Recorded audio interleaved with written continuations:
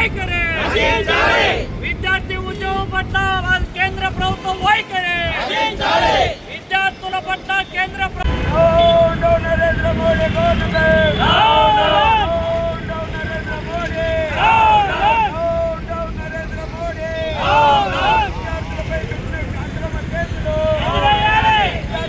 విద్యాశాఖ మంత్రి ధర్మేంద్ర ప్రధాన్ రాజీనామా చేయాలని ఢిల్లీ కేంద్రంగా చేసుకొని విద్యార్థి లోకం తలపెట్టినటువంటి విద్యార్థి ఉద్యమం చారిత్రాత్మకమైనటువంటి విజయాన్ని సాధించడం పట్ల భారత కమ్యూనిస్టు పార్టీ అభినందనలు, శుభాకాంక్షలు తెలియజేస్తూ ఉంది. ఈ ఉద్యమం సందర్భంగా విద్యార్థులపైన కేంద్ర ప్రభుత్వము, ఢిల్లీ పోలీస్ యంత్రాంగం సాగించినటువంటి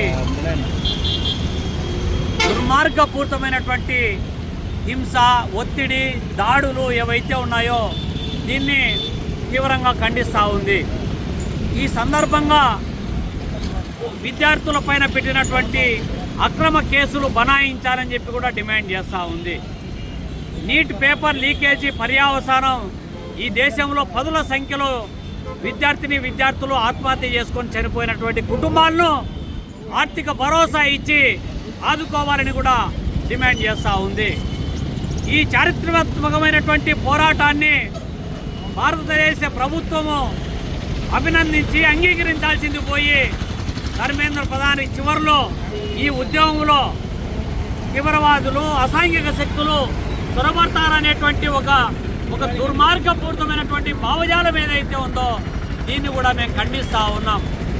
ఈ ఉద్యమము జరిగినటువంటి దాన్ని యావత్ భారతదేశం, జాతి మొత్తం ఏకమయ్యి ఇవాళ విద్యార్థి ఉద్యమానికి మద్దతుగా తెలిపితే, మానవత్వం కలిగిన ప్రతి మనిషి స్పందిస్తే, వాళ్ళకు అండగా నిలబడితే, మానవత్వం లేని మనవాదులు మాత్రం ఈ ఉద్యమం పైన, విద్యార్థులపైన, విద్యార్థినులపైన, ఆ విద్యార్థులకు అండగా నిలబడినటువంటి సంఘాలు, రంగాలు, సోషల్ మీడియా, లేకపోతే సెలబ్రిటీస్తో సహా వాళ్ళందరినీ టార్గెట్ చేస్తున్నారు. ఆర్మీలో ఉన్నటువంటి జవాన్ల నుంచి సాధారణ కానిస్టేబుల్ వరకు విద్యార్థులకు చేసే పోరాటానికి అండగా నిలబడితే వాళ్ళను కూడా కార్నర్ చేస్తున్నారు, అవాకులు చవాకులు పెడతా ఉన్నారు, రకరకాలైనటువంటి కామెంట్స్ పెడుతున్నారు. ఇప్పటికీ ఈ ఉద్యమం జరిగిన తర్వాత కూడా ఉద్యమంలో పాల్గొన్నటువంటి వాళ్ళు ఎవరు, అందులో యాక్టివ్ రోల్ ప్లే చేసినటువంటి వాళ్ళని దాన్ని కూడా ఇవాళ వేరే రూపాలలో ఒత్తిడి చేయడానికి ప్రభుత్వం మాటున హింసకు పాల్పడడాన్ని కూడా మేము వ్యతిరేకిస్తూ ఉన్నాం.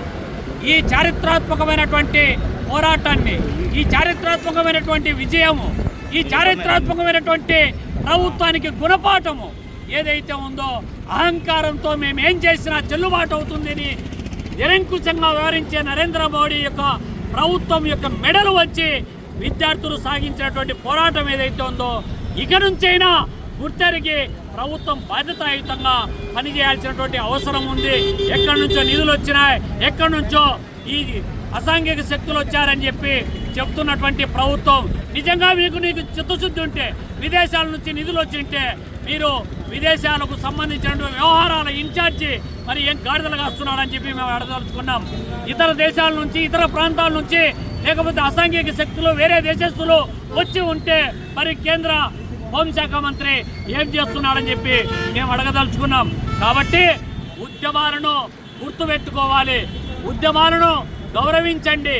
ప్రజల సమస్యల పట్ల సానుకూలమైనటువంటి వైఖరితో కేంద్ర ప్రభుత్వము ఆలోచన చేయకపోతే భవిష్యత్తులో ఇలాంటి ఉద్యమాలు అనేక సందర్భాల్లో తిరిగి ఉత్పన్నమవుతాయని చెప్పి హెచ్చరిస్తా ఉన్నాం.